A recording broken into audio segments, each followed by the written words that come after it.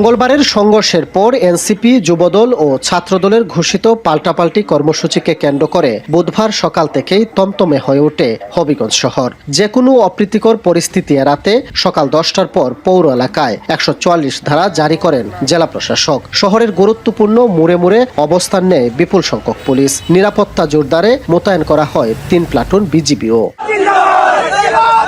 বুধবার বিকেলে 144 ধারা উপেক্ষা করে হবিগঞ্জে প্রবেশের চেষ্টা করেন এনসিপির কেন্দ্রীয় নেতারা। গাড়ি বহরে ছিলেন দলের আহ্বায়ক নাহিদ ইসলাম, সদস্য সচিব আক্তার হোসেন, মুখ্য সংগঠক সার্জিস আলম, হাসনাত আবদুল্লাহ, সারোয়ার তুষার এবং জাতীয় নারী শক্তির সদস্য সচিব মাহমুদা মৃত সহ কেন্দ্রীয় নেতারা। তবে বাহুবল উপজেলার পুরাতন ঢাকা সিলেট মহাসড়কের রশিদপুর এলাকায় তাদের গাড়ি বহরের গতিরোধ করে পুলিশ। এ সময় পুলিশ ও নেতাকর্মীদের মধ্যে কথা কাটাকাটি এবং ধাক্কাধাক্কির ঘটনা ঘটে।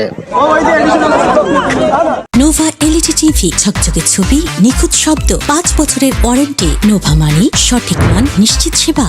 দীর্ঘ 2 ঘন্টারও বেশি সময় আলোচনা ও উত্তেজনার পর বিক্ষোভ কর্মসূচি স্থগিত করে এনসিপি। পরে হামলার ঘটনায় মামলা দায়েরের জন্য 5 সদস্যের একটি প্রতিনিধি দলকে হবিগঞ্জ সদর থানায় যাওয়ার অনুমতি চায় দলটি। তবে নিরাপত্তার কারণ দেখিয়ে তাতেও সম্মতি দেয়নি পুলিশ। পরে উভয় পক্ষের সমঝোতায় সিদ্ধান্ত হয় পাশের কামাইছড়া পুলিশ ক্যাম্পে অভিযোগ নেওয়া হবে। এখানে বিএনপি, সরকার, এখানকার দলীয় এমপি সবাই মিলে প্রশাসনকে তাদের দলীয় এজেন্ডা বাস্তবায়ন করাচ্ছে এবং সর্বশেষ তারা এখানে চারপাশ দিয়ে ছাত্রদল, যুবদল, তারপর বিএনপির বিভিন্ন ধরনের আমরা ওই দিক থেকে স্লোগান শুনছি। আমাদেরকে অনেকে এখানে বাইরে আছে এসে বলছেন যে সশস্ত্রভাবে তারা ওইখানে দাঁড়িয়ে আছে। সন্ধ্যার পর এনসিপির আহ্বায়ক নাহিদ ইসলামের নেতৃত্বে 5 সদস্যের প্রতিনিধি দল কামাইছড়া পুলিশ ক্যাম্পে উপস্থিত হয়। সেখানে মঙ্গলবারের হামলার ঘটনায় জেলা ছাত্রদল সভাপতি শাহ রাজীব আহমেদ রিঙ্গনকে প্রধান আসামি করে 11 জনের নাম উল্লেখ এবং অজ্ঞাত আরো প্রায় 100 জনকে আসামি করে লিখিত অভিযোগ দেন জেলা ছাত্র শক্তির আহ্বায়ক তন্ময় তাহের।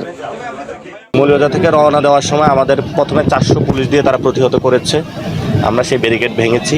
তারা গণভোটের গণরায় মানে নাই, তারা স্বাধীন পুলিশ কমিশন করে নাই, অর্থাৎ তারা সন্ত্রাস নির্ভর তারা একই রাষ্ট্র তৈরি করতে চাচ্ছে। যেটা আগে ছিল সেটাকে তারা অব্যাহত রাখছে। পুলিশ জানায় হাতে লেখা অভিযোগ নেওয়া হয়েছে, সেটি যাচাই বাছাইয়ের জন্য সদর থানায় পাঠানো হবে। তদন্ত শেষে আইন অনুযায়ী প্রয়োজনীয় ব্যবস্থা নেওয়া হবে।